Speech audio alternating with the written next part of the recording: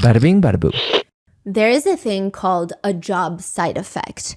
For example, if you work in video editing, when you watch an action movie, you might not even be able to get into the action scenes where the entire town is blowing up, an alien swoops in from a UFO to kidnap children, because you are just so focused on how much every second of the special effects is costing the studio. You cannot see anything past it. That is what is commonly referred to as a job side effect.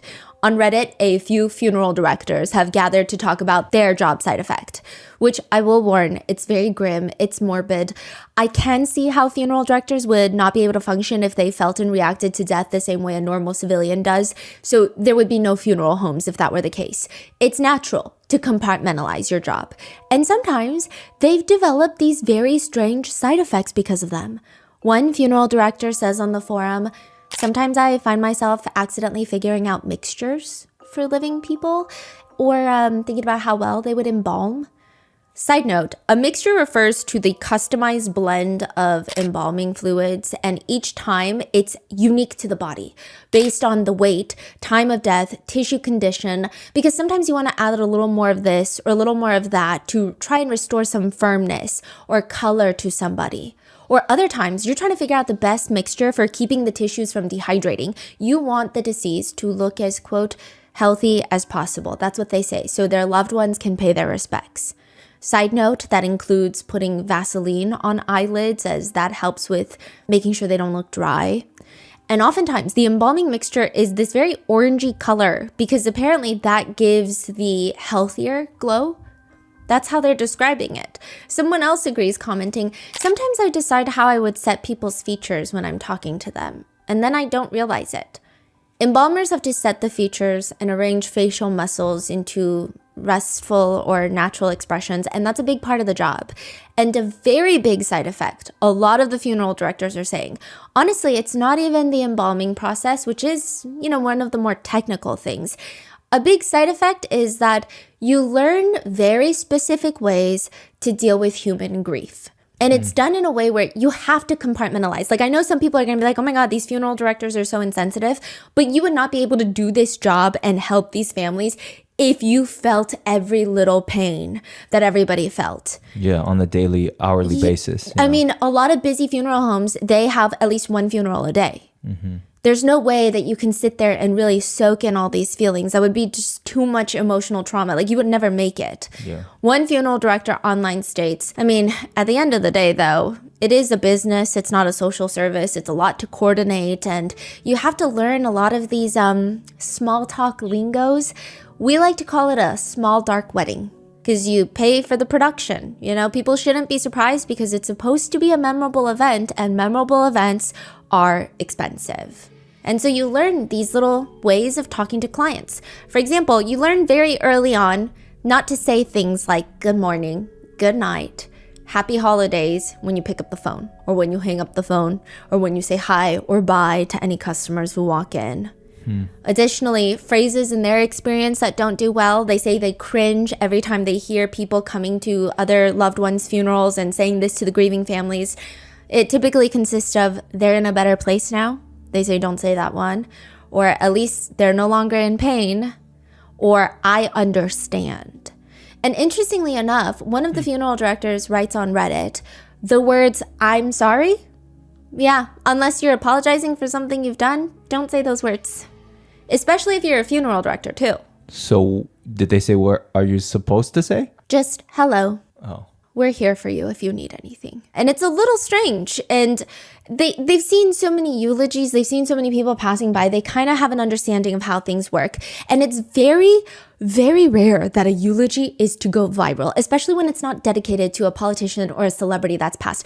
I don't think I can name off the top of my head a eulogy that's gone viral in recent years or any years except for this one.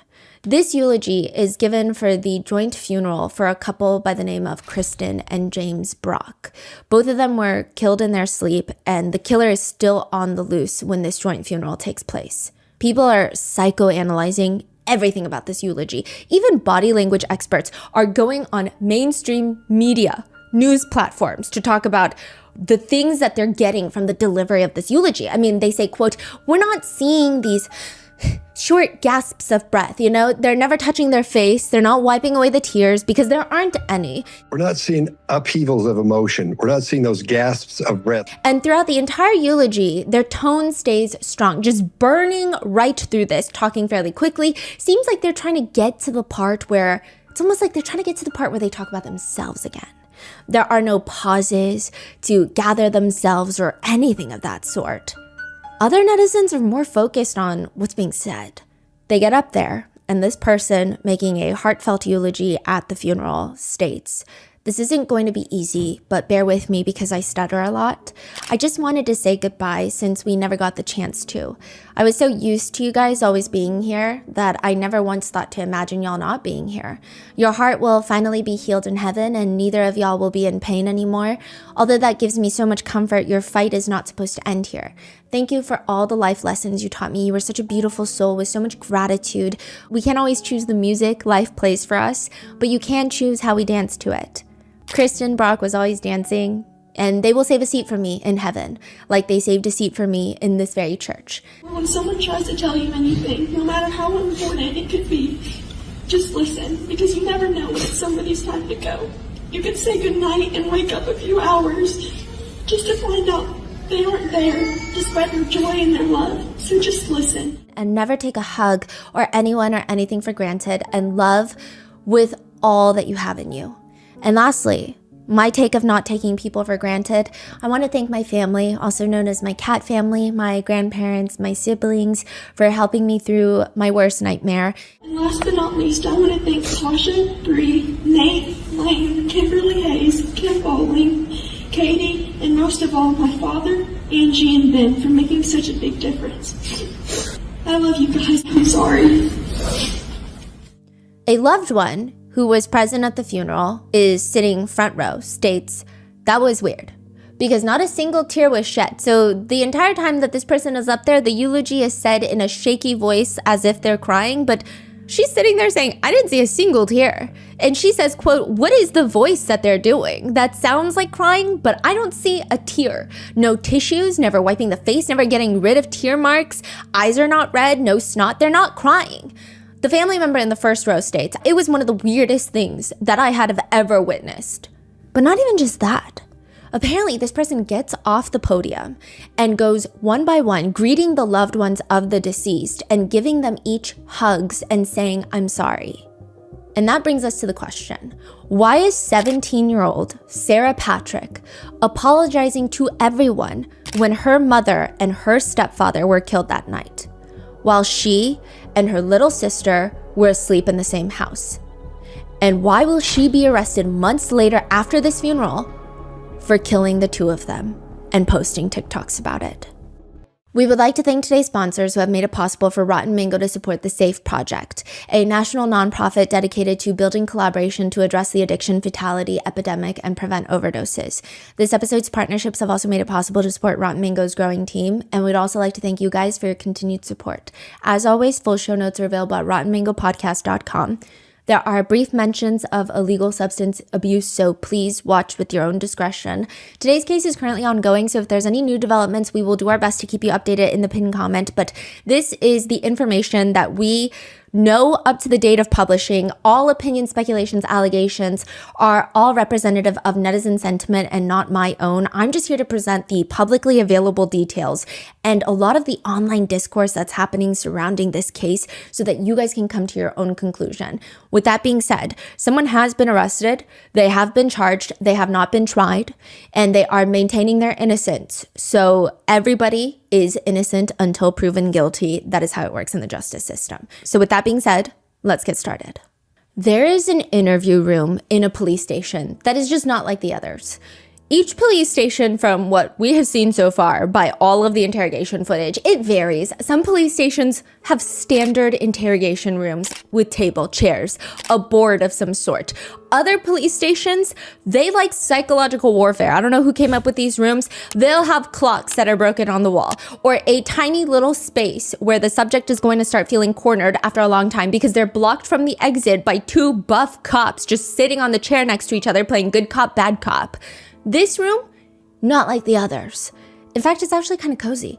It's really off-putting. You've got the entire police station, you've got the desks of the officers, you've got the interrogation rooms, you've got the little jail cells, and then you have what looks to be a random living room in the middle of the police station, but it's not a break room for the cops.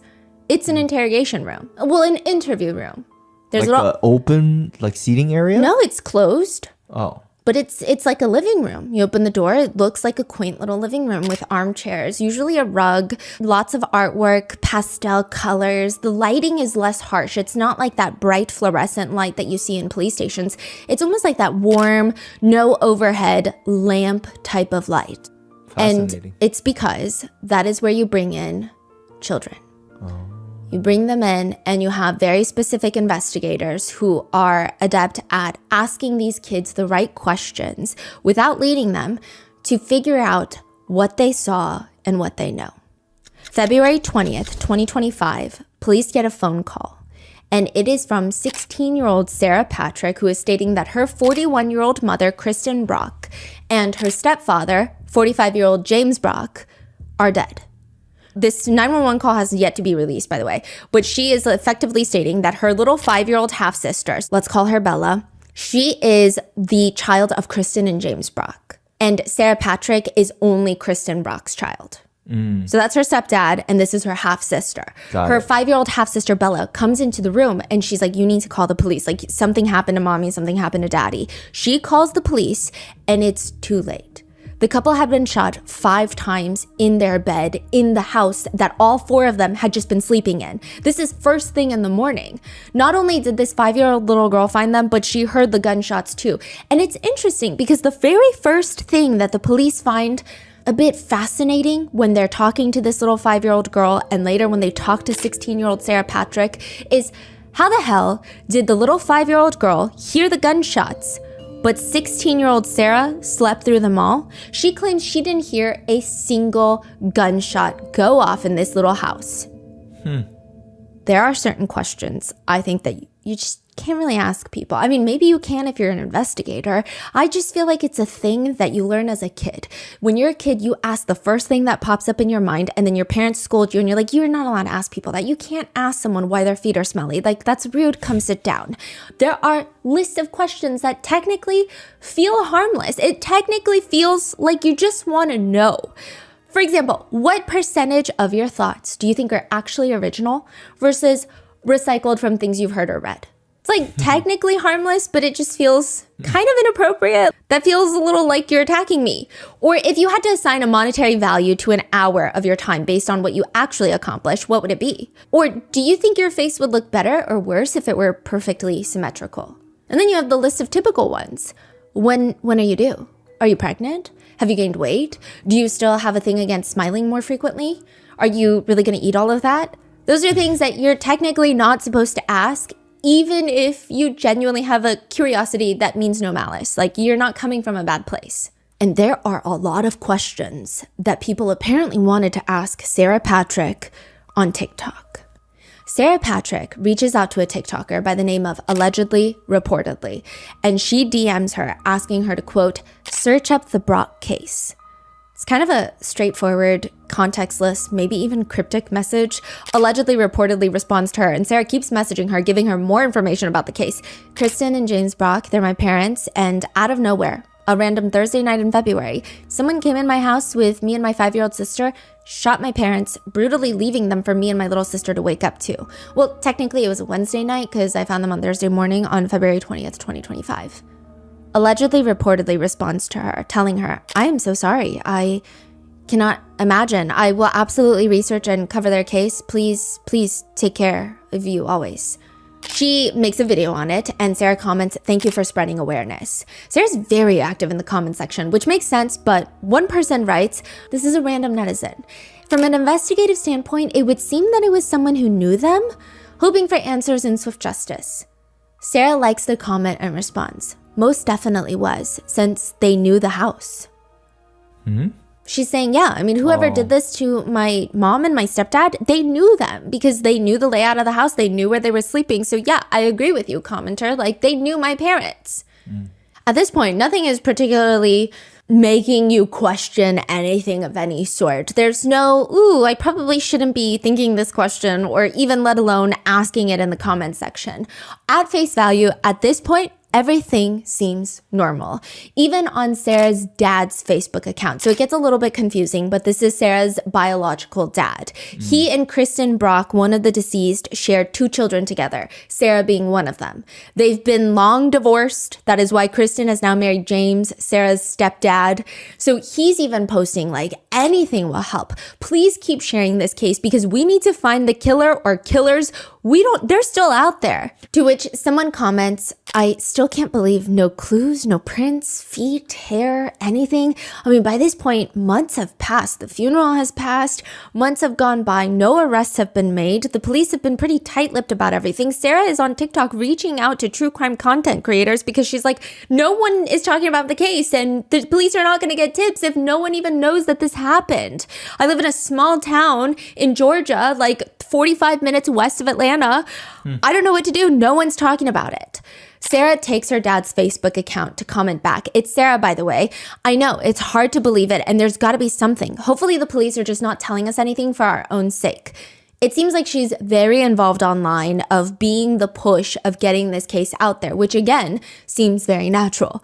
Kristen's father has come out to say, so this is the mom's dad, the deceased dad. This is Sarah's maternal grandpa. He says, this is just so horrendous. You just can't imagine someone would come in and just take the life of 2 good people. And I want answers. What's going on? And clearly the cops, they want answers too. I mean, it's not the most common occurrence that a police officer will attend a funeral that's associated with the case that they're working on. It's not unheard of. Usually it happens when you're dealing with organized crime. A lot of former like mob bosses, organized crime families. They've had a lot of undercover law enforcement show up at funerals of people that are involved in the enterprise, if you will, to study the network, the food chain. Sometimes undercover investigators will show up to victims' funerals if the killer hasn't been caught yet. But it's not protocol. It's not necessarily required, but it does happen. And they're watching just for anything strange. They're also lurking on social media, trying to see if anything feels off. Clearly, Sarah's biological dad, the ex-husband, a usual first person of interest, biological father of 2 of Kristen's kids, contentious divorce battle, custody battle. He writes on Facebook, it's not fair. When did he write this? This is like a month after the murders. It's not fair that they're not here. It's not fair for the kids. It's not fair for the families. I'm sick of waiting for answers. I can't wait for them to catch the assholes that did this. Please excuse my language, but I'm angry. He posts a blurry sonogram photo where he writes, exactly 17 years ago, it was the happiest news. Me and Kristen received the happiest news of our lives. And it says February 21st, 2028. And that was a sonogram of baby Sarah Patrick. And he's saying almost exactly 17 years from the date that this sonogram, the doctor's appointment happened, she was murdered. And that was like the best day of my life and the worst day of my life. He's saying she was taken away the exact same day. I was just going through the baby pictures and noticed this. And other than that, it doesn't appear that he was acting suspiciously or strangely after the murders. The police kind of rule him out. However, they do notice that something odd occurs at the funeral. From a recording of a eulogy given by Sarah Patrick, the daughter of Kristen and the stepdaughter of James. The eulogy itself starts off, well, I don't want to say typical, but it's like what you expect. Sarah states, for those of you who don't know me, my name is Sarah and I'm Kristen Brock's daughter and James Brock's stepdaughter. Although there's nothing we can do to bring them back, we still have control over how we treat people with us today. Therefore, when someone tries to tell you anything, no matter how important it could be, just listen, because you never know when it's somebody's time to go. You could say goodnight and wake up a few hours just to find out they aren't there. There's some interesting parts to the eulogy, like when she states, as for my mother, everything we went through does not define what kind of person or what kind of mother you were. You were a beautiful, kind soul with so much gratitude. And it just makes the police kind of tilt their head. You're saying like even during that time when that's happening, the cops are already getting some kind of vibes or being alerted? Yeah, because the police, it seems like the police are on the same page as a lot of people on the internet. And a lot of people on the internet didn't want to ask the questions because they didn't want to be perceived as being rude. But it's just a little weird of a eulogy. What does it mean? Like, regardless of everything we went through, it doesn't define what kind of person or what kind of mother you are. Also, in the eulogy, she's not breaking down in tears. She sounds like she's crying, like she's choked up, but she's not crying. She's not wiping away tears. She never has to collect herself or take a breath to catch her breath. It's just slightly weird. And then she has this whole like thank you list, like an Oscars speech at the very end where like, people are like, what's happening? And then her very last 2 words are, I'm sorry. I love you guys. I'm sorry. And so people thought, ooh, it's just a little weird. But again, people grieve differently. So it would be inappropriate to ask, hey, what are you sorry for? Hey, why did you list off all these thank yous to these random people? Hey, why are you wearing a light blue baby doll dress at a funeral? I mean, maybe the deceased didn't want all black at their funeral. I know that's been a thing recently where people don't want grim colors for the celebration of their lives. But people thought it was weird. But it's, again, one of those questions that you just don't ask. You don't ask someone how much money they make over the dinner table, and you don't ask someone why they said I'm sorry at the end of a eulogy. And you also don't ask them, how could you not hear the 5 gunshots if you were in the house? There's a TikTok video with a link to a GoFundMe where you hear everybody singing happy birthday, and it sounds slightly sad and pretty eerie. The words on the screen read, don't ever take your family for granted. That voice you once thought was annoying is what you may end up falling asleep to every night. And the only way you can hear it again is our video. It's not good enough. I just want my mama. Birthday to you. Yay. And it's Sarah Grace posting collage photos of memories with her mom and her stepdad. Another TikTok video shows her with mascara running down her cheeks. Like, it's pretty dramatic, almost like you would imagine like those animes when people cry and then you see the mascara running down, almost like liquid coming down, and you see the tear streaks. The caption reads, please send prayers for healing and for a break from everything. I'm so tired. I should probably delete this later. Feeling so tired. Really falling apart. And because a lot of people who found Sarah Grace through allegedly, reportedly, or through some of these TikTok accounts that are reporting on her parents' case, they want to ask, but they also don't want to ask. And a lot of people wrote this in hindsight. They're like, hey, when this was all going down on TikTok and she was actively posting TikToks, I really wanted to ask, why are you filming yourself crying? But I didn't, because I felt like that was rude to ask like the grieving daughter of someone who was murdered, but it just felt weird. Another one is her crying in a dark room with very puffy eyes, and the words on the screen are, what do you mean I can't call my mom? And then another one that says, I sleep so I can see you. Or another caption that reads, but at nighttime, when there's nothing to do and the house is empty, I always think about how much I needed them. And it's just collage photos of her typically crying, or there's one of her just like hugging her mom's old t-shirt. And it always has a trending audio with these like slideshow words of the collage involved. Or she uses the trend. They don't know it yet, but a year from now, me and my 5-year-old sister would find them wrongfully shot dead in our home, and they won't get to watch me graduate high school, see me walk down the aisle, or even say goodbye. The caption reads, I miss you guys. Save a seat in heaven for me. Or others are just pictures of her mom and stepdad with words that say, I just want to go home. I feel so homesick and I miss them so much. I can't stand the fact that I can't see them anymore.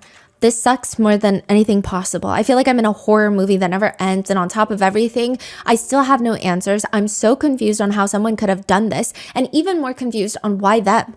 Why? Just why? How could they? Just words on the screen. She's never talking, though. Yeah, okay. There's like a few, it does get weird because at some point she does transition into posting videos that are not about the crime. I mean, this is like months. She doesn't get arrested until July. This happens in February. So for months, she's posting variations of this. And then I think there were like 1 or 2 where she's lip syncing to words, and she seems like every other 17-year-old on TikTok. But majority of her posts were these little collages, or they were videos with the trending audios and then some words on the screen.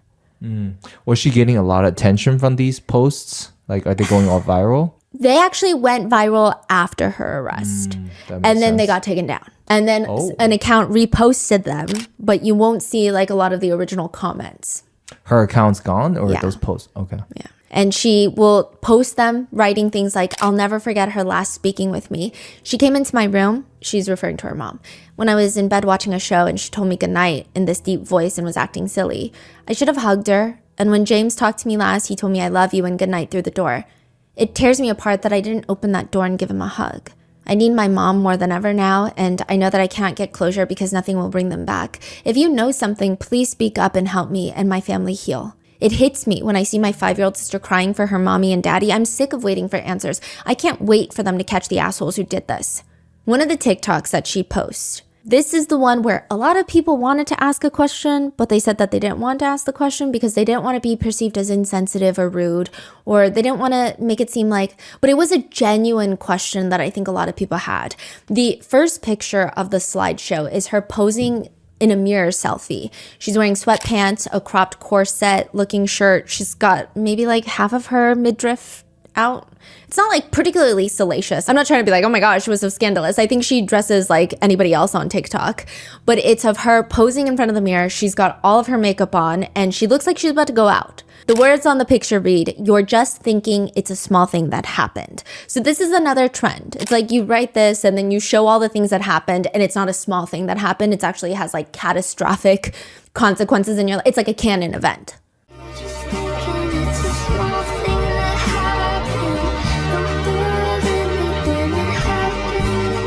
Which is a trend, but people thought it was kind of weird that she's referring to her mom being murdered in the house that she was also asleep in as like, you just think it's a small thing that happened. I mean, maybe she's just misusing the trend, which is maybe odd at best. But it's weird that the very first picture of her is with her makeup on and looking relatively put together, and then the rest are just slideshows of her bawling. Some people are saying, well, that's the point of the trend. You're supposed to show yourself normal, and then as the trauma progresses, and that's the trend. Others are saying it's still kind of weird that she's doing these trends, but then others were arguing, well, maybe she's doing those trends because she wants attention on her mom's case to get it solved. So there was a lot of back and forth, but a lot of people just thought it was maybe one too many crying videos, but they didn't feel like they were in the place to judge, which I agree. Another strange thing that people had questions about is there was someone commenting asking Sarah, what was the weapon? Water gun emoji or knife emoji or question mark, meaning like what was the murder weapon? And Sarah just comments back, water gun emoji. Some people thought that was very weird. It's also been reported that whenever someone commented that they were sorry for her loss, she would just respond, don't be. Now, this is pretty contentious. People are like, yeah, well, that's exactly what I would say too. Like, you don't have to be sorry. You don't have to like ruin your day, but I'm just trying to tell you this information. Others are saying, it just feels weird. Like, what do you mean, don't be? It's just something nice that people are saying. Instead of saying thank you or like, yes, please keep a lookout on the case, you say, don't be. I mean, it gets to the point where eventually one body language expert states that Sarah seems too much in her element when she's creating these crying TikToks. He says, if you and I have tears, we wipe them away. That's what normal people do. She doesn't. She wants you to see what she's going through. That's why she's got the mascara She's on and also- letting that leak down as well. Maybe it's harsh, maybe it's accurate, I don't know. They also point out that her picture that she takes and posts on her way to her parents' funeral. So she's like taking a selfie in the car on the way to the funeral and she's like, I can't believe this. I can't believe I'm going to the funeral right now. Her eyes aren't red. This is what the body language expert states. Her muscles are tense in the way her muscles are tense, but they're not tense in the way that someone who's actually grieving looks. So when you're grieving, there's a lot of tension in the mouth area, in the lips. They get downturned, there's pressure. It's almost like you're holding it in your jaw. And then it's like loose, but kind of tense at the outer corners of your eyes. She, according to him, does not appear to be in true grief. That's what he believes just looking at that selfie. I mean, take that as you will. I always take body language experts with like all the salt grains in the ocean. But these are all hindsight, right? This body Yeah. language. Okay. So no one is saying it at the time because Right. those would be questions that you really just cannot ask. Yeah. I mean, I do think body language experts are interesting. I think it's fascinating. And I do think that there is a lot of truth to it in the sense of, I'm sure a lot of humans do hold tension in specific areas when they have certain emotions because that's how we learn to express ourselves. And we all kind of adapt to each other's facial expressions. But people's mannerisms are so unique and personal, and people could have different abilities with moving their facial structures. It's just, there's too much room for error. Yeah. But I digress. Some of the bigger questions in this case, though, even one of James's family members states this. What strikes me as weird is she didn't seem afraid in any of her TikToks. Killer is still out there. You were in the house when your mom That is and your true. stepdad were shot and killed. Killers are still out there. Not once did she post, I'm scared. Yeah. I'm afraid. There's a killer on the loose and the town needs to be afraid. We don't know what they're going to do. We don't know who these people are. We don't know what they're capable of. What are the police doing? There is not much fear. It's more so, I can't wait for them to catch these assholes. Please help me catch them. She also states this is James's niece, so the stepdad's niece. She has no blood relation to Sarah Patrick. And she says, she lost her mom. She deserves to be sad, but the weird TikToks just kept getting more weird. So, I mean, what are you supposed to? It's very, I don't know. I don't know what to say about it. I mean, Sarah comments on another TikTok and she says, I'm Sarah. So she's referring to one of the true crime creators talking about her. And she's like, when they said that I'm awake, I actually went to bed around 12 p.m. I think she means 12 a.m. that night as the latest. And I first heard the alarm no more than like 10, 20 minutes before I went to bed. So she heard this like alarm go off in the primary bedroom. This is James Brock's LVAD machine. He's got a heart machine that he's always plugged into because he has really bad heart problems. He had open heart surgery multiple times. He was waiting for a heart transplant. And that alarm will go off for all sorts of things. It does seem like that alarm is slightly sensitive from what I can see online because you have to be because, I mean, he could literally die from his heart not working properly and pumping blood. It's a machine that helps his heart pump blood. Wow. So if that stops, Yeah. he will pass. So there's alarms that are embedded on this machine. And she said that she heard the alarm go off maybe like 10, 20 minutes before she fell asleep. And she kind of mentions it's like a common occurrence. It goes off. They have to fix whatever's wrong with it. Sometimes it could be like it's administrative. Sometimes it's not a big deal. If it is a big deal, then the alarm gets louder. You go to the hospital.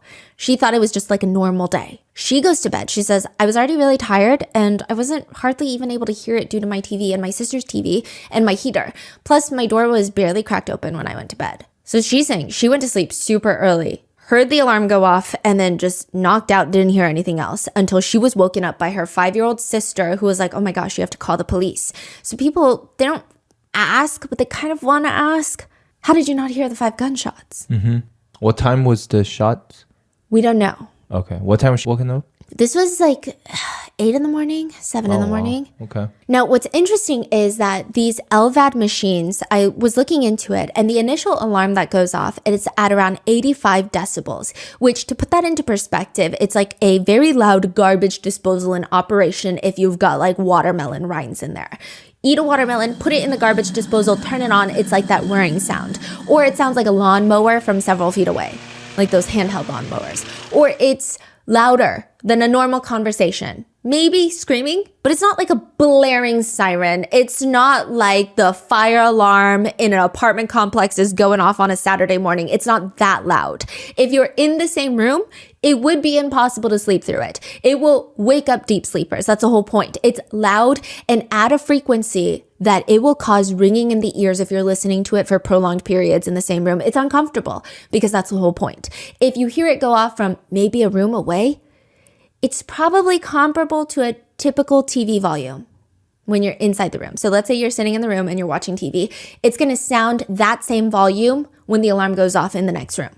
She says that she hears the LVAD machine before she falls asleep, but she doesn't hear a gunshot or the second or the third, fourth, fifth.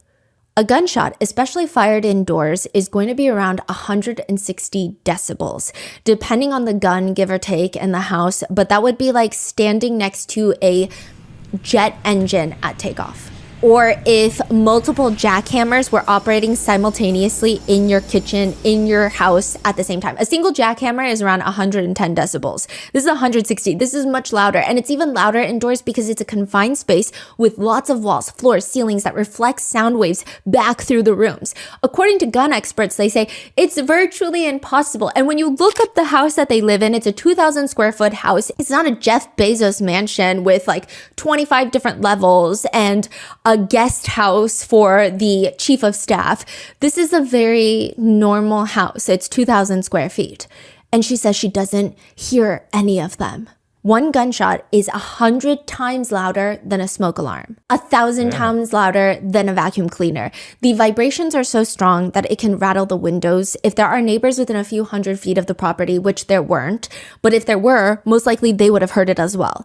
In fact, depending on how close you are, you could experience pretty severe discomfort in your ears for at least a few hours, if not the entire day afterwards. The only reason you would not hear this, experts theorize, is 3 things: severe pre-existing hard of hearing, unconsciousness, or extreme intoxication or heavy sedation. That's it. That would be the only way. There are a few other points of contention that happen in hindsight, like the fact that Sarah writes in her DM to the true crime creator. I think it would be a really big hit because the only person who posted about it made it as the first image you see when you Google their names. Plus, I can give you intel, I can't give you anything that could break the case. That's what the cops told me. A lot of people feel like, there's a lot of debates on the wording of this. I would say that majority of netizens think it's crazy. It seems like she wants to get TikTok famous. She's trying to tell everyone it's going to be a big case. It's going to be a big hit. It's going to go viral. We're going to be on trending. And it just seems weird to be the daughter of someone who was found brutally murdered in the same house.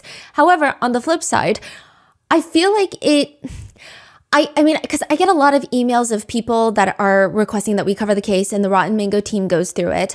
And I think that sometimes people are trying to throw out anything to get your attention. And whether they think you're chasing views or whether they think that you're doing this or that, it maybe is like, here's an incentive for you to talk about it. Like, just here's everything I can think of for you to talk about it. I can give you like special information that nobody else has. Like, you're probably going to get views. Like, it could be a desperate attempt to get people to talk about it because she wants the case solved. That's been a very big debate from what I can see, and I'd be interested to know your thoughts. Other points of contention are the fact that even at the funeral, she is wearing a light blue dress that some people felt was not appropriate. To be fair, it doesn't seem like everybody was adhering to this like black only rule, but one comment reads, "It looks like she purposely chose a dress that makes her appear younger and innocent." I will say the dress is it's like a baby doll dress, and those are trending again. So I don't know if it just happens to be on par with the trends. I don't know if it was more psychological than that, if she wants to appear younger. I'm not entirely sure. But it is, some people think, inappropriate, even in its color for this funeral. In July of 2025, the sheriff's office in Carroll County, Georgia, held a press conference. Today, we can confirm that an arrest has been made in the case. Kristen Brock's 17-year-old daughter, Sarah Grace Patrick, has been taken into custody and charged with 2 counts of murder and 2 counts of aggravated assault in connection with the deaths of her mother and her stepfather. The Carrollton Police Department are being quite vague, which is normal for the police. But let me tell you, when I say this case is very vague, it's so vague. They keep referencing the idea that they have a mountain of evidence. We don't know anything about said mountain of evidence. Sarah did not confess. Sarah was not even arrested. Her family is a little particular about the wording of this, but a lot of news media reports are saying that she turned herself in, which almost has an insinuation of guilt attached to it. Like, she turned herself in. She's saying, hey, I did it. I want to confess. I'm coming to the police myself. Her dad is saying that's not at all what happened. We followed the rules. The police were like, hey, we're just going to create warrants for your arrest. So unless you come here tomorrow in the morning, we're going to bring the marshal's office to you. We're bringing the U.S. Marshals to you to arrest you, and it's going to be a big whole thing. So he's saying it's not that Sarah turned herself in. She was told, you got to come in, and she was just following the rules. I think that they're very particular about one insinuates guilt.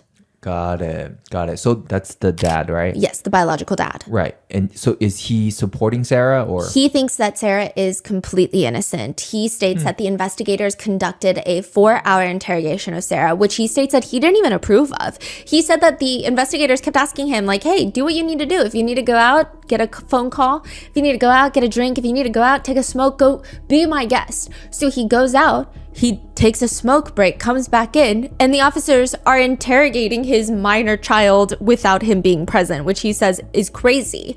But he lets the conversation continue for about 4 hours because they kept saying that Sarah was giving a witness impact statement. So they were pretending to be very friendly until that 4-hour mark hits. And he says that they just start slamming down photos, crime scene photos of Kristen and James with gunshot wounds laying in their bed.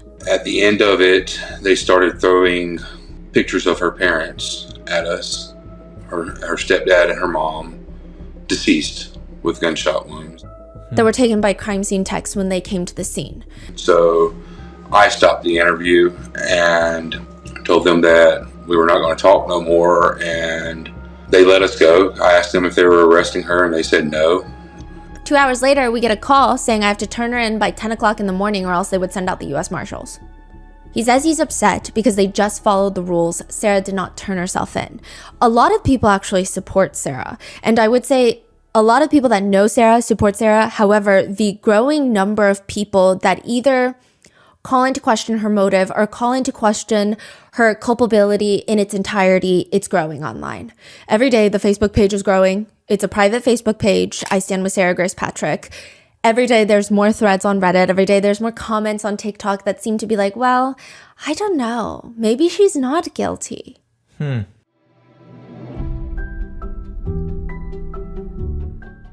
One of the best pieces of financial advice when I was just starting out in the world, I think I was like 18 at the time, was time in the market beats timing the market. That means steady investing and compound interest versus risky day trading and trying to time the stock market. Those don't even compare. Time in the market beats timing the market every single time. Build an, or at least in my opinion, build an expert financial portfolio to make sure you're investing wisely and not wildly with Acorns. Acorns is the financial wellness app that helps you invest for your future, save for tomorrow, and spend smarter today. They make it easy to start doing more with your money. In fact, you can start automatically investing with just your spare change. You don't need to be a finance whiz or like a big shot on Wall Street or a finance bro. Everyone can invest regardless of their financial background as long as they just start. Start and continue your own financial journey with ease. Sign up now and Acorns will boost your new account with a $5 bonus investment. Join the over 14 million all-time customers who have already saved and invested over $25 billion with Acorns. Head to acorns.com/rotten or download the Acorns app to get started. Paid non-client endorsement compensation provides incentive to positively promote Acorns. Tier 2 compensation provided. Investing involves risk. Acorn Advisors LLC, an SEC registered investment advisor. View important disclosures at acorns.com/rotten.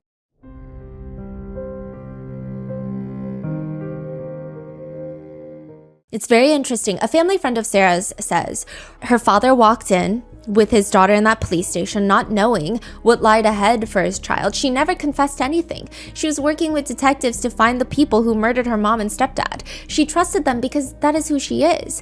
And all these people talking about her apology at the funeral service, saying, I'm sorry at the end, as an admission of guilt, as some sort of confession. That was very normal for Sarah. She would apologize over everything, even if it wasn't her fault. Sarah's dad says in an interview, You can sneeze on my daughter and she'll tell you, I'm sorry. You know, she says I'm sorry to everything, not just to the eulogy, you know. Really, I mean, you can step on her toe and she'll tell you she's sorry she was in the way. That's just the type of girl she is. Others also comment, when she was probably saying, I'm sorry to James Brock's family, some people are saying maybe she didn't mean it as like, I'm sorry that I killed him, but more so like, I'm sorry that you're going through a loss. Because we don't see any reports that she was saying it to people that were related to her mom. So maybe it would, I don't know if that changes things, if she was going to everyone that knew her mom and was like, hey, I'm sorry. Because that would be a little strange of, no, we should be saying that to you if anyone's saying it. But perhaps she was saying it to James Brock's family because she just felt sorry for their loss. I don't know. It's a little unclear with that one. I don't think saying I'm sorry is an admission of guilt. The investigator on the case later tells a reporter, it seemed odd. It was more like a speech. And at the end she said, I'm sorry. Was that I'm sorry because I may have done this? Or is it I'm sorry because I was upset during this eulogy? We may never know. But they said that it did raise alarms. A close family friend argues, though, I have known Sarah and her family since Sarah was in middle school. She and my daughter are best friends. She is very much just a child. I mean, no one online knows her background, her story, and what she's gone through. A lot of people think that Kristen and James Brock were not great parents to Sarah Grace Patrick, and that Sarah Patrick probably had a very rough upbringing. If you go through Kristen Brock's Facebook page, you'll see that Kristen's dad, so this is Sarah's maternal grandfather, is standing by her also, stating, if they had something concrete, they would have arrested her a whole lot sooner. And that has been a big point of contention. Again, the police keep saying they have a mountain of evidence, and this is not me advocating, stating that I believe someone is innocent or not innocent. I don't know what the police have. Wait, so it took them 5 months to arrest her? People think that is a lengthy amount of time. I will say that Carroll County, Georgia is a very small county. I don't know how many people are on their police force. I don't know if they have the facilities to process a lot of information and evidence quickly. I do know that the GBI, the Georgia Bureau of Investigations, was also working on this case, and they are somewhat a little bit faster, I would think, than a small department like Carroll County. Some people did think it was weird that it took so long. Now here's where it gets a little bit weirder. The murder weapon was nowhere in the house. The gun was not found in the house. So that would mean that if Sarah were to be the killer, she would have shot her parents and then disposed of the gun.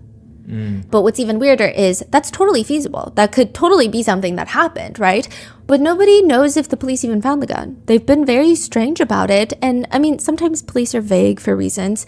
And this is a very sensitive case where it's getting viral online, and she's a minor.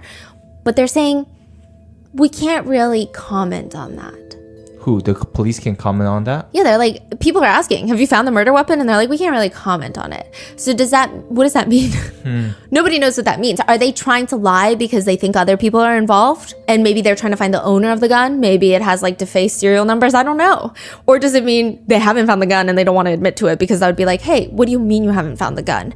Another thing that people point out is if they suspected Sarah Grace Patrick of being guilty from the jump, from the get-go, which is what a lot of people think because she stated from the get-go that she did not hear gunshots and police thought it was strange. Why didn't they test her hands for gunshot residue? Maybe they did. But it's just, I think they're not really helping themselves in this case, at least online. I'm not saying in the trial. I think in the court system, it's probably best if they don't reveal every information that they have. But at least on terms of online, people are weirded out. If they had tested her hands for gunshot residue the day of, if it came back positive, that would have been an arrest instantly. They also took her phone early on in the case. Oh, okay. So she was using her dad's phone to post on Facebook and to post on TikTok. So if they took her phone, I mean, you would imagine that teenagers are not great at covering up their crimes. So you're saying, like, again, there's so many opportunity to arrest her very early on. Yes, but it could also be argued. This is a county that does not deal with a lot of homicides. You're talking about a very sensitive case where a minor is going to be charged with double homicide.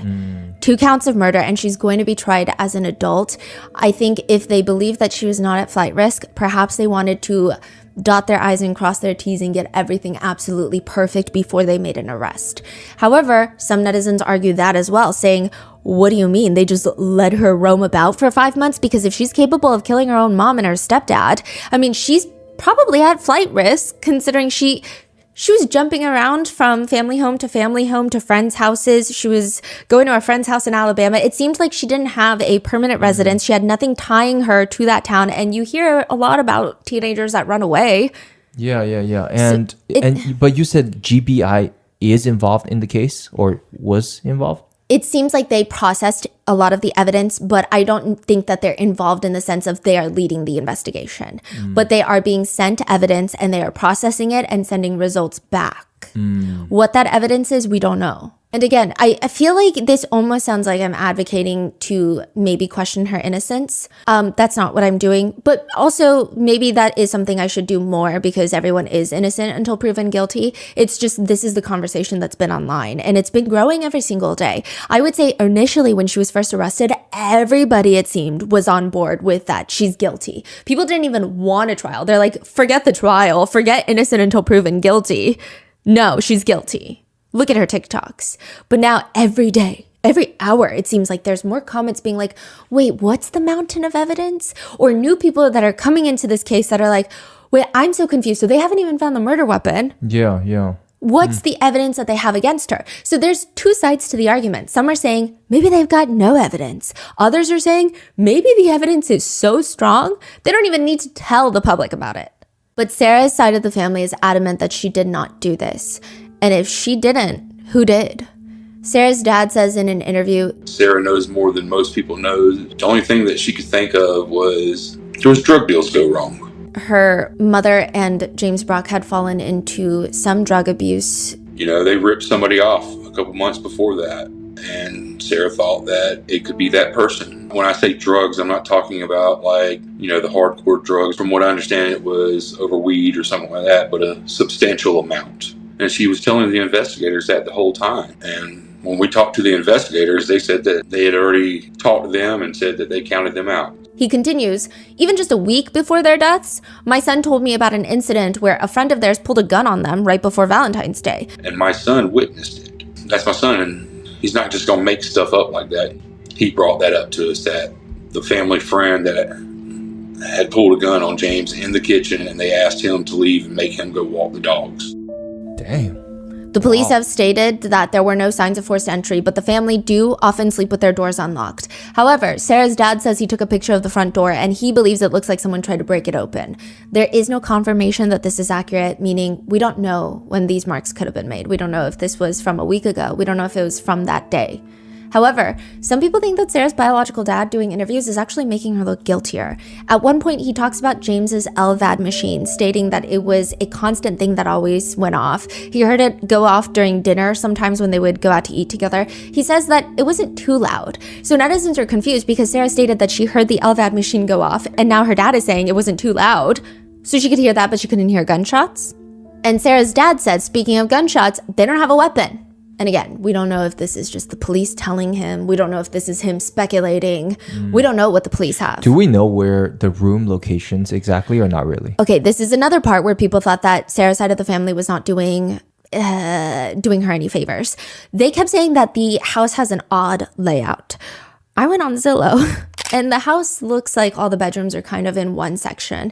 And even if it's not, it's a 2,000 square foot one level house. Okay. But even if it weren't a one-level house, like a single-level residence, 2,000 square feet, you would probably hear gunshots, like I said. Again, we're not talking about a 50,000 square foot commercial building. Yeah. Even then, you probably could hear. Yeah, that gunshot is weird. So the bedrooms are not in like opposite. It doesn't appear so. Part I mean, of the there's no floor plan to the house, but James's family who have been to the house say the bedrooms are all in the same area. Like they're all in that same section. The only thing that's confusing is now some netizens are questioning whether or not the 5-year-old heard the gunshots. Because if the murder weapon had not been found, it could have been a silencer on it. But if the 5-year-old heard the gunshots, then Sarah should have too. So that's where it's kind of tricky. I feel like the 5-year-old heard the gunshots. That doesn't seem like something a 5-year-old could even grasp an understanding of like gun. It's very. I mean, gunshots are loud, but is it possible that someone can sleep through that is what I'm trying to imagine? Experts are saying either A, the 5-year-old did not hear gunshots and maybe heard something else that startled her awake, and there was a silencer on the gun. Or B, Sarah is lying because there's no way, unless she was drugged, unless she wasn't in the house, that she did not hear those gunshots. I see. So the experts are saying you are 100% will be woken up. If there's 5 shots in your house. It's kind of like I guess you could really argue it to the grave like Jen McCabe does with a lot of her arguments in the Karen Reed case. It's like, yeah, you could be like, no, the forensic evidence doesn't know what it's talking about. But ultimately, it's like most people are like, come on, Got it. There's no way. Got it. Yeah. Unless there was a silencer. So the dad is saying, they don't have a weapon. There has been no weapon found. I mean, they searched that property for days and days and there was no weapon found. Again, we don't know if this is true. Some netizens feel sympathy for the dad. They say, I definitely understand why he's in denial. However, we need to learn to hold our children accountable. Or some people are commenting, I feel very sorry for the dad. I hope for his sake his daughter is innocent. Others are commenting, why would he let her be interrogated without an attorney? He just needs to keep quiet. He's making things worse for her. Some netizens just say, I guess I'm just going to wait to see the mountain of evidence. And so a lot of netizens have then taken to trying to figure out Sarah Patrick's motive. I do want to make a firm note here. This is a very sensitive part of the case that I was kind of struggling with the Rotten Mingo team of like, okay, do we talk about this? Because this is a big part of the conversation right now as it's developing, and I can foresee that it's probably only going to get bigger and probably bigger up until the trial or if she pleads guilty. Because we don't talk about it doesn't mean that it goes away. I do want to make a firm note though that when people search for a motive, that does not mean that they're in search for an excuse for the perpetrator, nor are they saying that any motive would justify any sort of crime, especially one as extreme as double homicide. I think the pursuit of understanding should not be mistaken for endorsement of actions. I think a lot of people sometimes confuse explanation as justification, and those two things are entirely different. Humans are sometimes wired in weird ways to want to make sense of things and actions that should not be confused again with making peace with said things. There is a quote that I get drawn to for cases like this, which is, the examined crime is not the excused crime, rather it's the one less likely to be repeated. So with that being said, do I think sometimes people like to cross that line? Yeah. I mean, I will say that perhaps with this case, that line gets crossed a few times, and I'll let you know when, but there are a lot of people trying to understand what the hell is happening. Like, if Sarah Patrick killed these two people, why? Why would she do that? It doesn't even make sense. And I think the biggest thing is Sarah Patrick was 17 years old. Even when her mom passes away, her stepfather is gone, she's kind of free. She's roaming about. There's not like one firm guardian. Even the police confirmed it. Like, she's 17. She's free to go wherever. It doesn't seem like it's this, oh, you've got 10 more years in my custody and I'm going to say, no, you can't have a boyfriend. It doesn't seem like that. It seems like she could probably just leave and not live with them. So why go to this extreme length? Is it that, was there some sort of underlying mental health condition? Was there some sort of big vendetta against them? Is this just a teenager snapping? I think a lot of people are trying to make sense of it. A family member of James's said in an interview that she does not believe that Sarah is innocent. So it seems like Sarah's side of the family believes she is innocent, including Kristen's dad. Sarah's grandpa. Yes, the deceased father. He believes that she's innocent as well. Wow. Yes. Now, James Brock, they have no blood ties. This is his stepdaughter. Yeah. They believe that Sarah is guilty. And a lot of people believe that Sarah is guilty. They say, first of all, how did she not hear the gunshots? It just doesn't make any sense. The family also states, I mean, Sarah's side of the family is going around town telling everybody that the house had a weird layout, but no, it didn't. That's not true at all. All of the bedrooms were close together. It's a rather small house. She says, quote, I'm not out here with a measuring tape, but if I were to guess, between the doorway to the parents' room and Sarah's room, maybe 8 feet. She also says that she's not going to name names, but I quote, I can say that multiple members of Sarah's family have come to us privately and said that Sarah was involved. That's a lot to me. What? That says a lot to me, because if you're going out on that kind of limb, and I will say that James's niece seems very honest. Her name is also Kristen, so it gets a little confusing, but she just strikes me as someone that's not trying to just put all the blame on Sarah because it seems like the best way to grieve. It seems like she genuinely wants answers, and they've led her to this path. And it seems like she probably knows a lot more than the internet does. But she states, every time I was around Sarah, she's very sweet. It's not like she's this crazy teenager that she's like, oh, she's so crazy. She's weird. She's losing it. She's very sweet. She was very open to talk to whoever was around. She struck me as a sweet girl. She did. But I didn't live in that home with her. And so James had said multiple times that you don't know the real Sarah. He didn't go into detail because, to be honest, when he would tell my mom that, she'd be like, oh, James, you never raised a teenage girl before, and you're not supposed to think anything more of that. But he said multiple times, she's not the sweet Sarah that you guys see. She's not who she puts online. You don't know the real her. And then the eulogy at the funeral was so strange. She adds, There were tears everywhere at that funeral. Everybody couldn't get through their speech. My mom needed a friend up there with her just to get through it. And I think it's weird that Sarah, after losing her mom, gets up there in her dress, did this big, long speech, and didn't ever shed a tear. Didn't ever stop to gather herself. I think it was very weird. At the funeral, it was just kind of like a big, wow. She says, I don't think at the time any of us had a solid theory. We didn't think it was possible that she acted alone. And I still don't believe that she did, because it just seems odd that she would be the one to pull the trigger. Interesting. So they believe that there's another person. Yes. And a lot of people believe that, and they think that is maybe why the police have been very vague about everything regarding this investigation. So let's go into people's theories of the motive.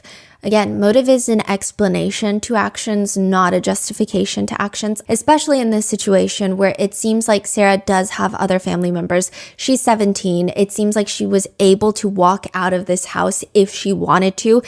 It does not seem to be a self-defense. Like, this is not that. So there's really no justifying, but these are the theories online. The first is, this is the main one, that she wanted to be TikTok famous. There were pictures of her previously before the crimes happened where she is lip syncing to songs, and there is like an Oxygen true crime documentary playing in the back. People have taken this to say that she was someone that was obsessed with true crime and she wanted to become the grieving daughter and to gain attention, sympathy, love, and adoration through the internet through that way. She was using her dad's phone because her phone was confiscated. She was promoting her TikTok page on her dad's Facebook. She was posting on her dad's Facebook. And it's very interesting because I will say that James Brock's side of the family, when they were posting, it was very much like, spread the word, $5,000 reward, spread the word, spread the word. Sarah would say, yes, we need to talk about it. But a lot of it were trends, trending audios, TikTok sounds, crying, just a little bit more of that side versus like, can we please talk about it? Can we please raise awareness? Can we please talk about this case? So a lot of people have felt that is part of maybe her motive of trying to become TikTok famous. The fact that she's reaching out to TikTok content creators to ask them to cover her case is also another supplemental piece of evidence that people have for believing this motive. As you can see, she reached out to me back in May. She messaged me back on June 3rd and just said, search up Brock case. She would also post things like, we need lots of shares because this case can't be forgotten about. But at the same time, I don't want to make too much noise on social media because I don't want to scare this person off. People thought that was just kind of a weird phrase.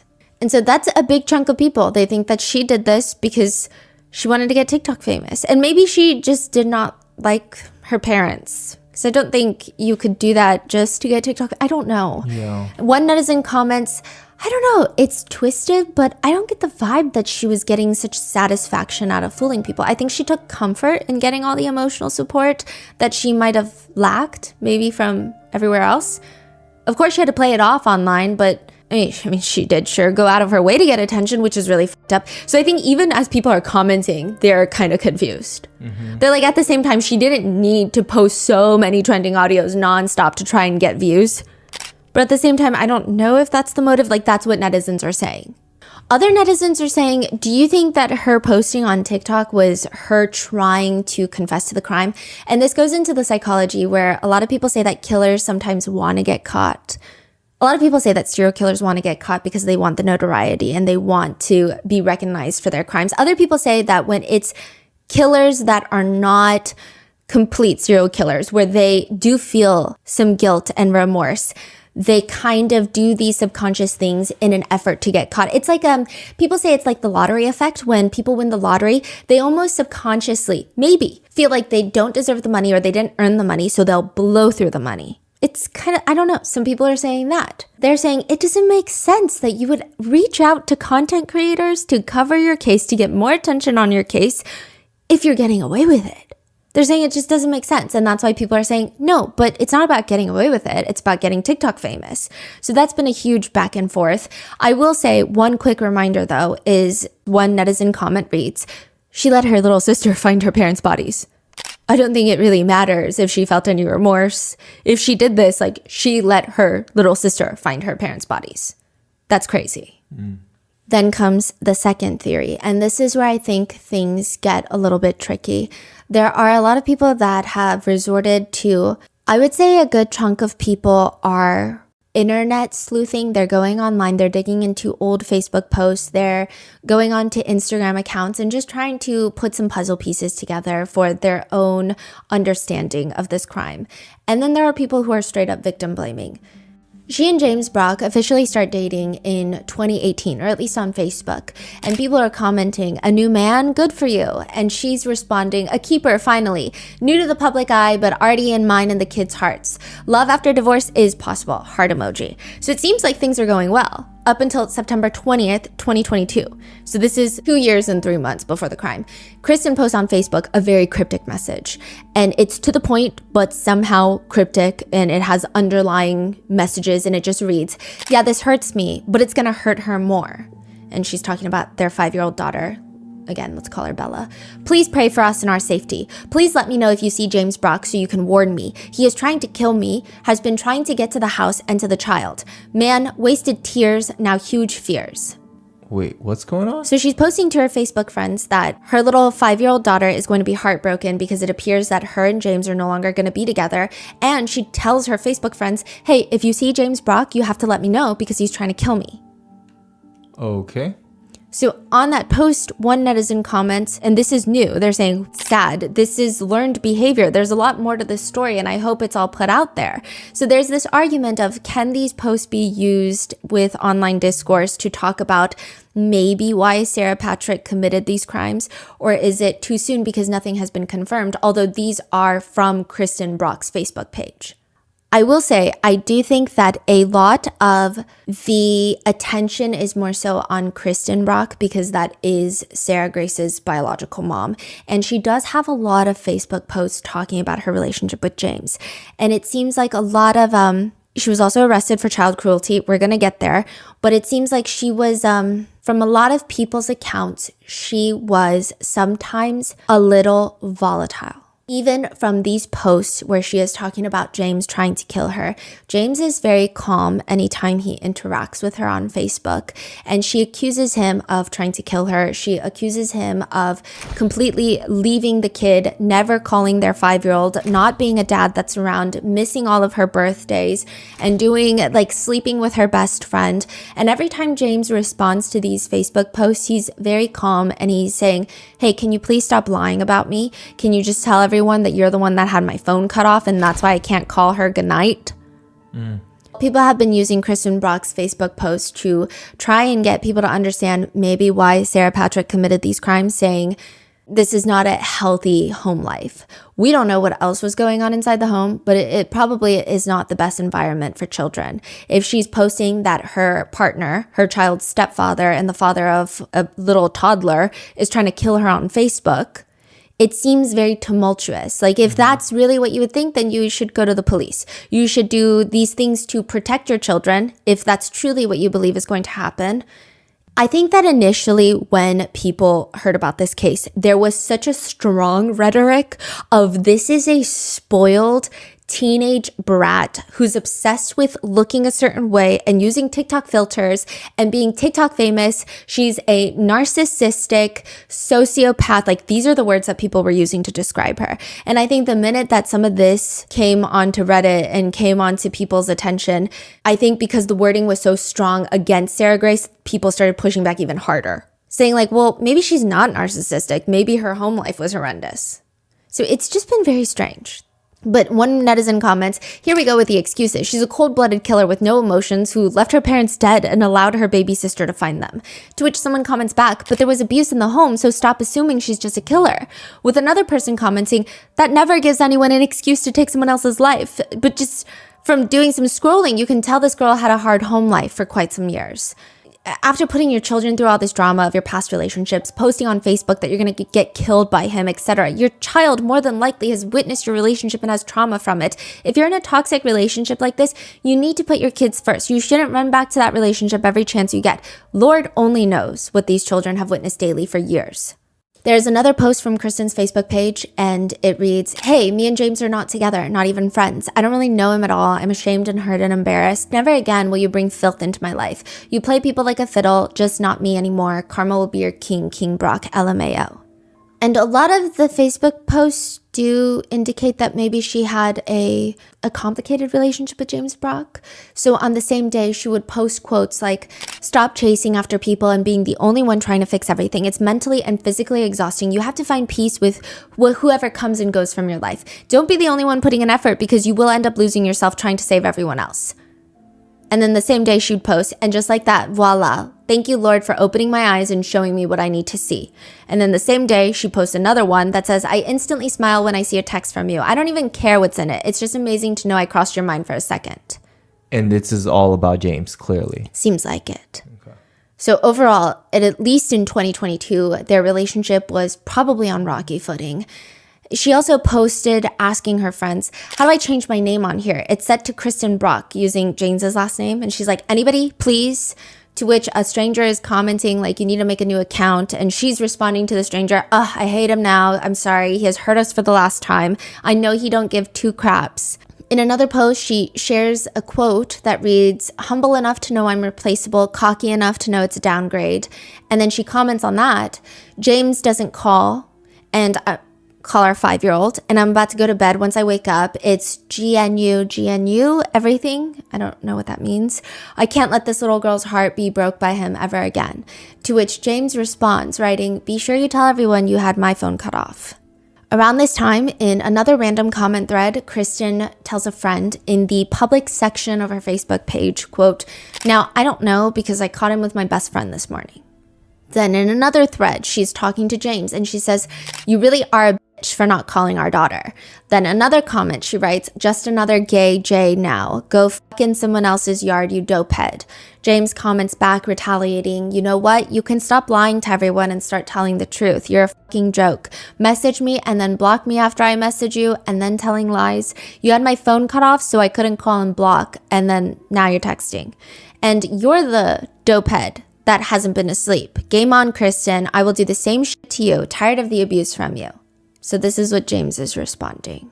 In addition, a few days after all of that, on September 26, 2022, Kristen posts an address onto Facebook with just the words, "Party over here." Someone comments, "No one's going to show up to a party at 4 a.m. on Sunday." Kristen responds, "LMAO crying emoji. You're right. Heads are more 2 a.m.ers. Which she does state as a joke. However, it has been discussed online, and there have been discussions that Kristen was at one point involved with amphetamines. But it seemed like she was trying to get clean recently, and she started going to church, and it seemed like she was trying to start a new chapter of her life. Now, Sarah claims that maybe that new chapter wasn't as long ago as people are saying, because she told her dad and the investigators that there was a drug deal gone wrong a month prior to their murders. I don't know how accurate that is. That's coming from Sarah Patrick. However, James comments on that post about the party. "Damn, you know what lives over there? Dopehead with child cruelty charges to my daughter and your son." In 2022, Kristen was arrested with child cruelty charges in the 3rd degree, which means that you are letting a child witness felonies. That's basically what it means. It appears from all accounts that I could find online that James was inside of a barn. Kristen was very upset with him. She had their daughter in the back seat, and her son, so this is James's stepson. This is Sarah Patrick's full brother. Sarah's not here at the barn, but he's standing, I guess, outside, and she's trying to run into James with her car, allegedly. And because her daughter was in the back seat and her son witnessed this, it would be cruelty to children in the 3rd degree. Huh, interesting. So James called the cops. Yes. And they came and they charged her with that. Yes. However, it seems like nothing really crazy came of the case. She did tell her parents that it's just a big misunderstanding, like James is lying to the police. And that's not what happened. James also accuses Kristen of saying things to her son, such as, quote, "You told your son he wasn't your son, he was just a snitch. Miss child cruelty charges in 3rd degree to our daughter and your son." A lot of netizens have found these posts and they have a lot to say about it. I think that it's really interesting that both sides of how they feel don't seem like they can convince the other side. And maybe it has a lot to do with just how we're wired And maybe some people have more trauma or specific life experiences that have specific views that they cannot change. And I don't think that's necessarily the worst thing, but the people that think that this has no relation to the case, they think it's actually inappropriate to even talk about it because they're like, these are victims in this case. Nothing justifies murder at all. Like, this is a spoiled teenage girl that could have left, and she killed them and let the 5-year-old daughter find them. There's no excuse, and the fact that people even think that this is an explanation of anything is bad. And then you have the other side of people that are saying, it's actually not bad when you think about children and the way that trauma develops in their brain. If there is evidence of any sort of trauma or any sort of abuse in the house, that could be a good way to understand why she did what she allegedly did and is accused of doing by the police. It seems like they cannot convince the other party to think the way that they think. A lot of people are actually finding these posts and tagging the Carleton Police Department in it. Interesting. And one netizen comments, no child can grow up normal in that kind of environment. And even if the parents changed and found Jesus, she lived more of her life around that lifestyle than not. And they're saying to not talk about it is also weird. To not talk about it is acting like it doesn't exist. Then what? We just act like it doesn't exist and then more things happen like this. So they're saying, again, it's not justification. It's not proof of anything. It's just saying this could have been something. But probably the most talked about Facebook post comes from June 20th of 2021, where on a separate Facebook page, Kristen posts, "My son's name. I'm coming to get you, love. I know you're so unhappy there. I hear you, and I'm doing everything I can to make it happen. I promise you that, son. Your father can't beat you anymore." So Kristen is saying, hey, your biological dad is beating you, so I'm going to come pick you up, and I will never let him beat you. And she's talking about her son on her son's page. Okay. Sarah comments on that. And she responds, "Kristen, you are a grown woman, and this is the child that you put through the dirt just to make yourself happy. Commenting on this post and posting this is never going to make me want to go to your house again and shows how immature you are. Respectfully, grow up." Then another one from Sarah to her mother, this time in all caps, reads, "The only one that beat us was the ex-stepdad you got with and had no time to realize it because you were out there dealing. Daddy has never laid a hand on me, and you need to stop brainwashing my brother, and it doesn't work anymore with me." Wait, this is 2021? Yes. So she was like 13 years old? Yeah. She's saying that who beats them? The only person? James? Or She someone said else? ex-stepdad, and it does seem like they were on and off. A lot of netizens believe that she's referring to James. It doesn't appear that there are any other yes, that would have been referred to as ex-stepdad. But again, these are just Sarah's words. Yeah. It's not proof of anything. And I think he's not here to defend himself. She didn't even name him by name. We don't even know if she's talking about James Brock. Right. But it just shows that she does have a very contentious relationship with her mother, at least at this point. And there seems to be some trouble in the household. Again, it doesn't justify anything. Kristen responds, "Maybe you need to call me because we need some therapy for real. Sad this is the only way you talk to your mom." Court documents also reveal that Sarah's biological dad, when they get a divorce, Sarah's dad states that Kristen, quote, "The mother has unrehabilitated substance abuse issues, and both she and her boyfriend," referring to James Brock, "fail to adequately provide a suitable drug-free environment for minor children." Sarah's biological dad is accusing Kristen of exposing the children to weed and meth. The motion in the custody battle court docs allege that Kristen would let her friends come over when they were high on meth. And the filing includes this allegation, quote, "As a result of the mother's drug usage and the mother's boyfriend disciplining the minor son with a belt that left a visible injury, the Department of Family and Children Services got involved. He claims that DFACS, which is like CPS in Georgia, gets involved, but the couple quietly moves from one county to another without alerting DFACS. So then DFACS, they just kind of give up on the case because their workload is too high." Sarah's dad alleges that Kristen would have, quote, "spiraling behaviors that would make it, quote, extremely unsafe for her to have the children in any unsupervised manner. According to the court document, Sarah allegedly told her teacher that she knew that her mom had drugs in the house and she didn't want to go back to living with her mom. This is when she's like 11. The court doc reads, "The minor daughter is able to express whether her mother hides the illegal drugs in the house, like where, what the drugs look like in the packaging, and the foul odor of the..." Sarah's biological dad alleges that during one incident, Sarah was in the car with her brother and Kristen and James, along with some random adults that are friends with Kristen, in which Sarah had to, quote, "force to put a blanket over her face to avoid having vomit slung at her." I guess one of the friends was high and drunk and was vomiting everywhere. And he also alleges that Kristen would get super drunk and just send drunk videos to family members and friends. But like most custody battles, I think the dirt was slung both ways. Kristen would also allege the biological father of being drunk when he was taking care of his kids. But ultimately, in March of 2020, it was ordered that the two would split custody 50-50. That's when Sarah is 11. Kristen's dad is saying, yes, they had a rough life. They had a lot of past histories and transgressions that were not great, but they learned from it and they were turning a new leaf. They were going to the church in Carlton. They were getting their life together. And then this happened. But in 2022, James filed a temporary protection order against Kristen, claiming that he was terrified of his own wife. He was terrified for his own safety and for their youngest daughter. He claims that he was inside of a barn when Kristen tried to run him over. Side note, Kristen's dad will later state that this is not true, remember? But in that filing, he claims that in 2022, Kristen was abusing prescription medication. He also accuses of her abuse during the relationship, stating that she was hitting him, destroying his property, and had even threatened to kill him. And I think this is where, I think you guys are smart. You guys always do your own research. If you were to go out there and start Googling this case, these are the types of discourse that you would come across, and I feel like you would come to your own conclusion. But I think it's very interesting of the question of, are these things that should be in the discourse of these types of conversations around this case? For example, James's family, they don't really think so. They say everybody has a past. It's not every day that your posts from Facebook get brought up for the world to see from 5 years ago, 8 years ago. It doesn't matter. That's not a normal thing that happens. Everyone has fights on the internet or whatever. But as far as the case goes, that has nothing to do with the case as far as we're concerned, because we're confident that the investigators have looked at every avenue. They know their past. They know everything. So she's saying it's kind of like muddying the waters when it doesn't really have a connection with the case. But others, on the other hand, are saying, but it does, because if that's the house that Sarah's living in, then it can kind of explain why she might have had a motive. So it's just been interesting. I will say that a lot of people have spoken highly of the couple. In particular, a lot of people have spoken very highly of James.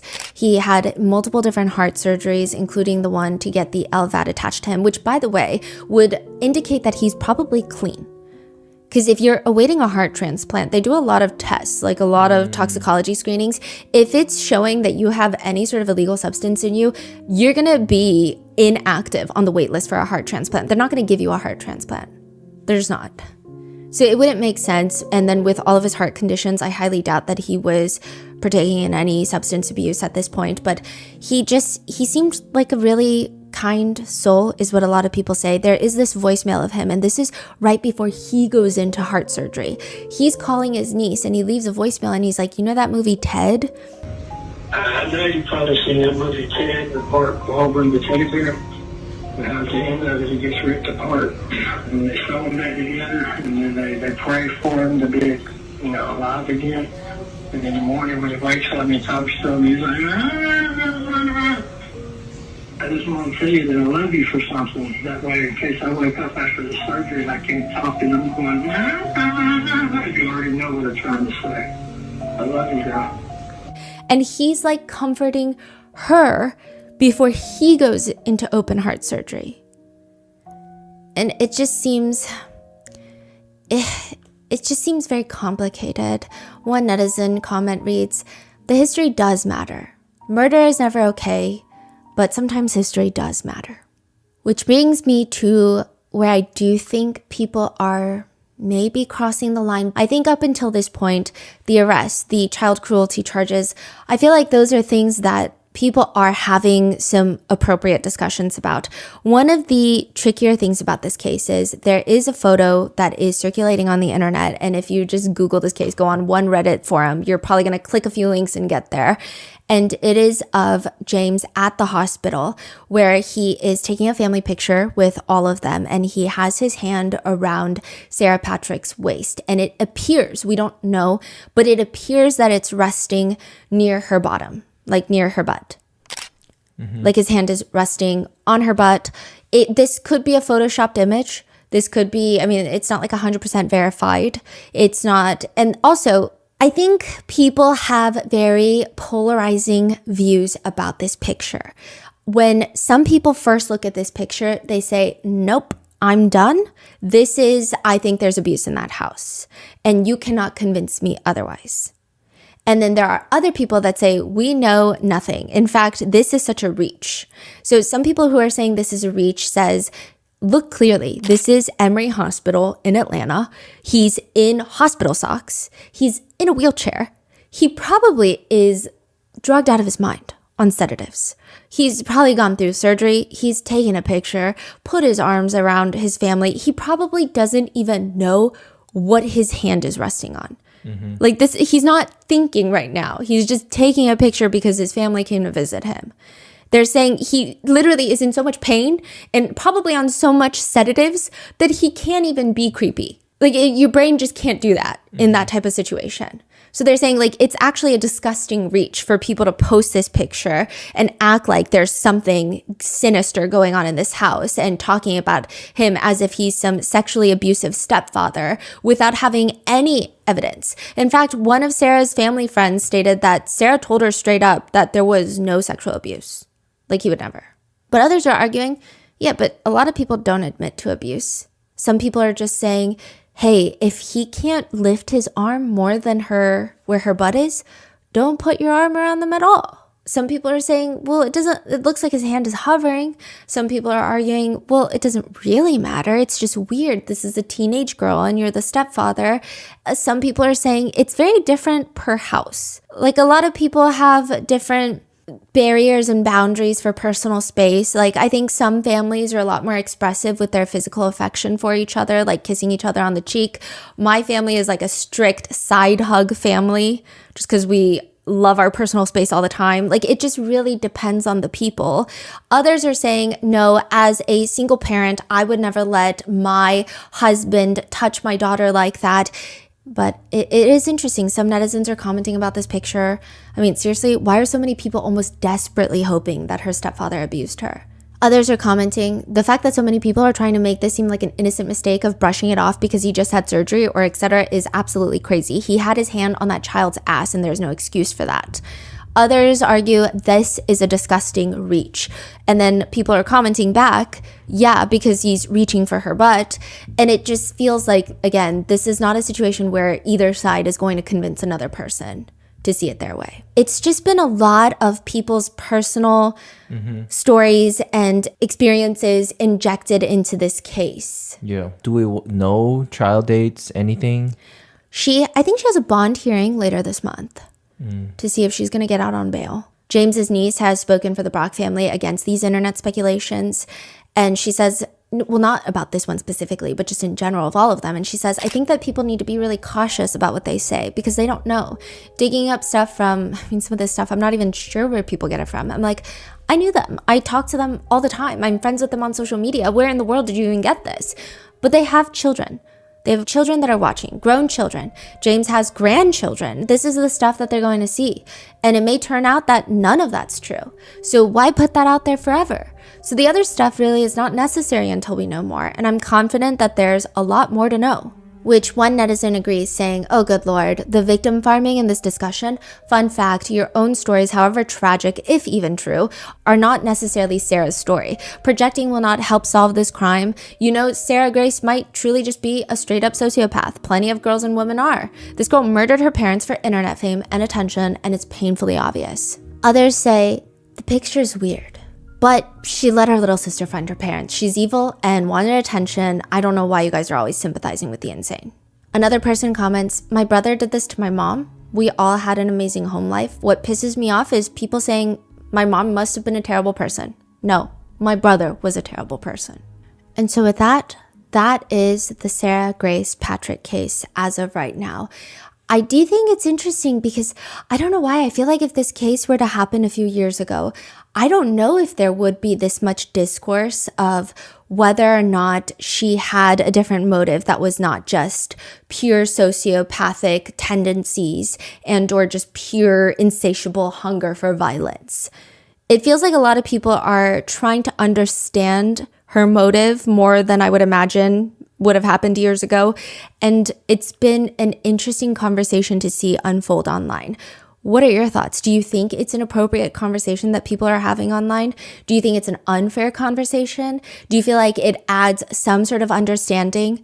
I mean, these are things that will probably come out during the trial. So what are your thoughts? Let me know in the comments and be safe, and I'll see you in the next one.